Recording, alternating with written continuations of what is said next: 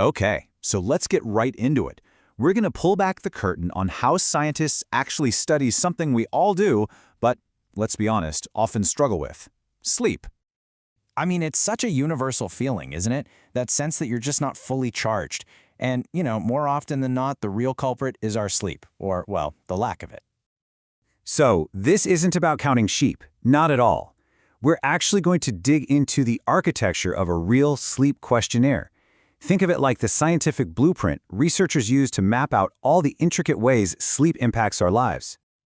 All right, so first things first. Before you can even begin to understand someone's sleep, you've got to understand their life, right?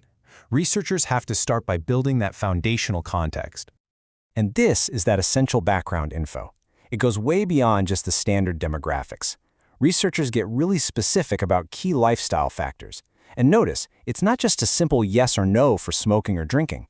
They want to know the specific daily amount, because every single one of these details is a vital piece of the puzzle. Okay, so now we get to the core of it. This is where it gets really interesting. Researchers make this super important distinction between the hard facts of your sleep and, well, how you feel about it. What's fascinating here is the gap they're looking for.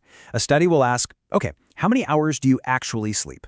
And they're smart about it. They separate weeknights from weekends because we all know about that weekend catch-up sleep. But then they ask, how many hours do you think you need to feel good?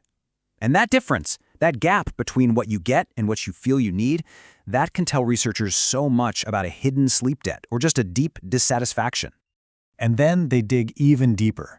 These questions are all about pinpointing the nature of the problem. Is your trouble falling asleep, or is it staying asleep?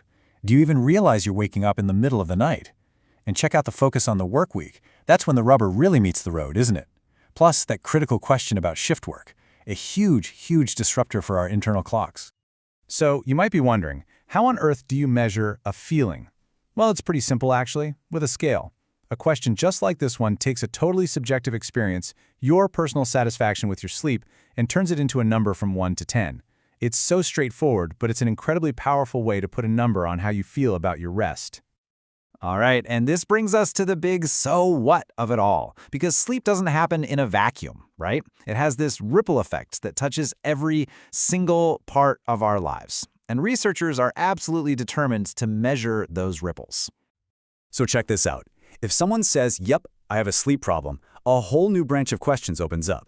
The survey then asks them to rate on that 1 to 10 scale how much that problem messes with these specific areas of their life. And this just perfectly shows how completely interwoven sleep is with our daily experience. I mean, we're talking about everything from your focus in a meeting to how patient you are with your family. And then there's this question.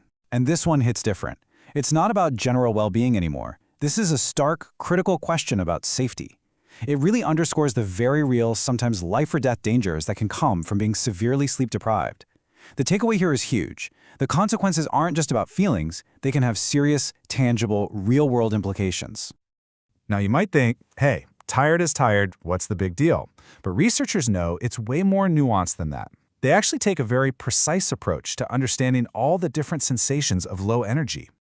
Okay, I know these words might all sound kind of the same, but to a researcher, they can represent really distinct feelings. So by asking people to rate each of these separately over the past month, they can start to tease out different underlying causes.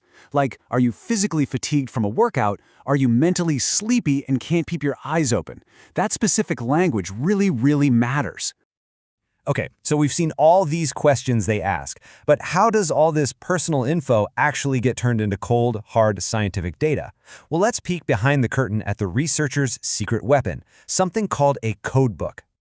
A codebook is basically the translation key. It's like a dictionary or a guide that dictates exactly how every single answer, from a simple yes or no to a word like excellent, gets converted into a number that a computer can actually understand and analyze. Here's a perfect example of what I mean. You have a variable name, let's say gender. The codebook tells the computer that female equals the number 0 and male equals the number 1. Or for hour night, which stands for hours of sleep on a weeknight, the number itself, like 7.0 or 5.5, is the code. And for prob sleep, whether you have a sleep problem, a simple yes becomes a 1 and no becomes a 0. This right here, this is the absolute bedrock of how they do this kind of analysis. But wait, they don't just stop there. A lot of the time, the raw data is actually too specific. So what they do is recode it.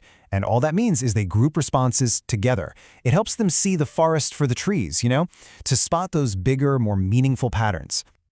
So, for example, instead of looking at every single number of cigarettes a person smokes, they might just create 3 groups: non-smoker, light, and heavy. Or they'll group specific ages into broader categories like young adult or middle-aged. This makes the analysis so much simpler and can help reveal these really interesting threshold effects, like is there a point where being a heavy smoker has a totally different impact than being a light one? And finally, to make all this data even more solid, these custom-built questions are almost always paired with these well-established, scientifically validated scales that are used by researchers all over the world. For example, they'll use a scale called the ESS, the Epworth Sleepiness Scale, to get a standard score for daytime sleepiness. They might use something called the HADS, because as we know, mood and sleep are just so tightly linked.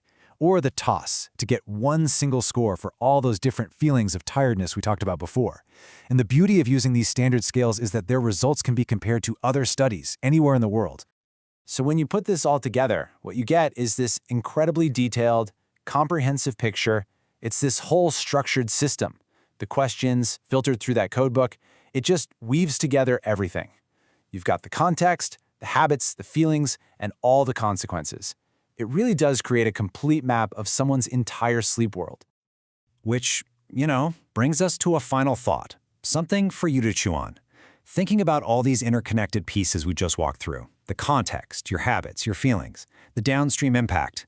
If you had to make just one adjustment, what single change do you think would create the biggest positive ripple effect in your own life? It's kind of the million-dollar question, right? But it's definitely one worth thinking about.